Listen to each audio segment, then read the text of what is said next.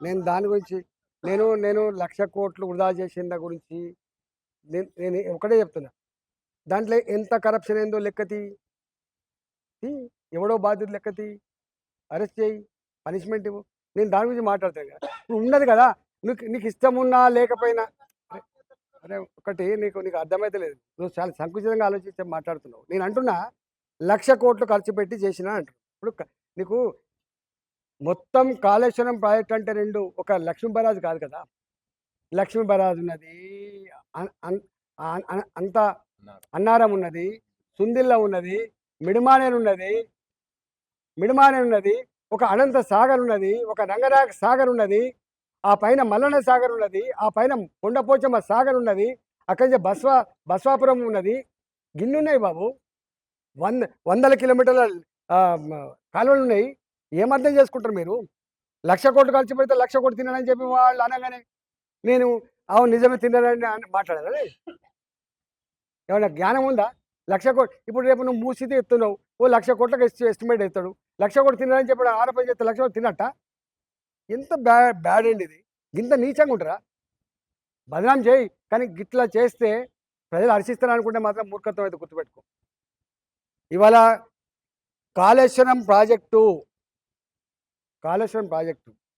కొన్ని వందల టీఎంసీల రిజర్వాయర్లు, కొన్ని వందల కిలోమీటర్ల పైప్ లైన్లు, కొన్ని వందల కిలోమీటర్ల కాలువలు, పదుల సంఖ్యలో టన్నల్స్, మోటార్లు, పంపులు, కొన్ని పెద్ద పెద్ద టవర్లు, ఎలక్ట్రిక్ టవర్లు, పెద్ద పెద్ద లైన్లు అనేకం ఉన్నాయి కదా!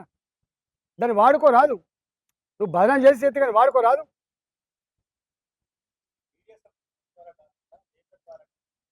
ఇప్పుడు వాళ్ళ ఇంటెలిజెన్స్ వాళ్ళు ఇక్కడ ఉండరా? వాళ్ళ ఇంటెలిజెన్స్ వాళ్ళు ఇక్కడ ఉండరు. పాయింట్ బై పాయింట్ ప్రతి వర్డ్ తీసుకుపోయి ముఖ్యమంత్రి చెప్తారు వీళ్ళు. నేను మాట్లాడుతున్న రికార్డే కదా ఇవాళ. నేను మాట్లాడలే అని తప్పించుకుంటూ ఉండే కదా. నేను మాట్లాడుతూ ఉన్నా బాగా చెప్తా ఇక్కడ కూర్చొని. వాళ్ళకు భయం. అరే మాకేం భయం? మేము బాధ్యతతో ఉన్నాం. మేము బేజాప్తో పని చేస్తున్నాం కాదు కదా, బాధ్యతతో ఉన్నాం. నేను మొదలే చెప్తున్నాను. నా పార్టీ కూడా రేపు రైతుల పంటలు ఎండిపోవాలని కోరుకుంటుందా? నా పార్టీ హైదరాబాద్ ప్రజానికానికి డ్రింకింగ్ వాటర్ రావద్దని కోరుకుంటుందా? నా పార్టీ క్రియేట్ చేయబడ్డ ఇన్ఫ్రాస్ట్రక్చర్ మట్ట కలిసి వాళ్ళని కోరుకుంటుందా? నా పార్టీ కూడా కోరుకుంటుంది. దీన్ని ఏమైనా వాడుకోనిరా అంటది. దానికోసం పైసలు ఇస్తుంది. ఇవన్నీ పైసలు కేంద్ర ప్రభుత్వం ద్వారా అనేక సంస్థల ద్వారా వచ్చినాయి కదా, పిఎఫ్సి ద్వారా వచ్చినాయి. అన్ని మొత్తం డబ్బులు అక్కడి నుంచి వచ్చినాయి కదా. డబ్బులు ప్రజలే కదా. మనకు సొయ్యి ఉండాల్సింది ఎక్కడంటే 1,00,00,000 ఖర్చు పెట్టబడ్డాయని చెప్తుండ్రో, ఈ 1,00,00,000 ప్రజల రక్త మాంసాలతో జమ చేయబడ్డ పన్నుల డబ్బులనే విషయం మర్చిపోకండి.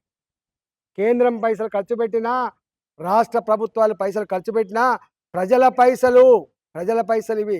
సోయి ఉండాలి. ప్రభుత్వాలకు బాధ్యత ఉంటుంది. నువ్వు ప్రభుత్వం అంటే ప్రజల పైసలకు, ప్రజల ఆస్తులకు కాపాడదాను అనే విషయం మనం ఎట్లా మర్చిపోతాను?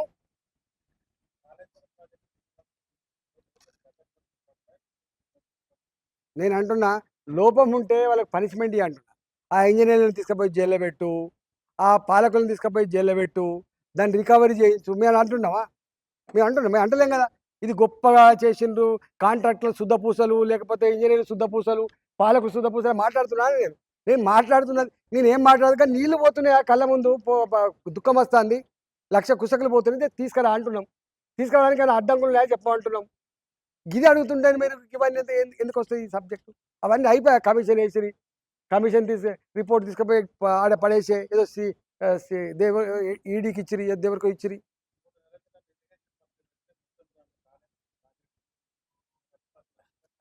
ఇక దాని గురించి నేను కామెంట్ చేయను. ఆయన ఎఫిషియన్సీ ఏందో, ఆయన అనుభవం ఏందో ఆయన అడగాల, నన్ను ఎందుకు అడుగుతావు? నాకు అంత తెలివి లేదు.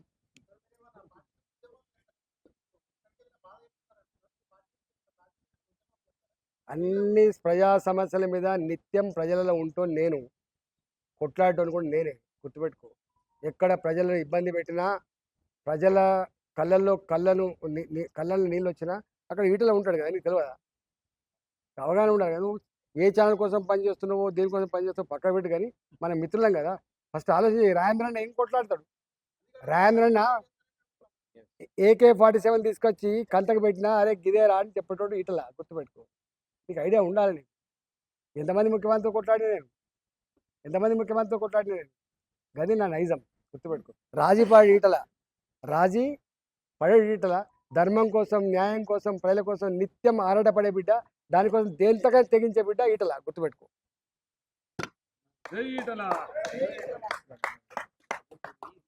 ఎన్డీఏసీ ఎక్కడ కూడా ఇంకోటి అది ఎక్కడ కూడా కుటీల నింపదని చెప్పలేదు.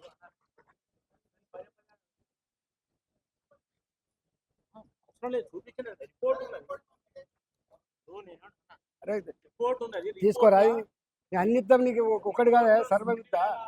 నీకు నీ అర్థంగా కాదు, నీ నీ నువ్వు చక్కగానే ఉండవు, కానీ ఎక్కడో వంకర బుద్ధితో ఉన్న వాళ్ళకి అర్థం కాదు, చక్కగా ఉన్న వాళ్ళకి అర్థం కాదు. తీసుకో, ఇది చాలా ఉన్నాయి, మాకు సమాచారం ఇస్తా.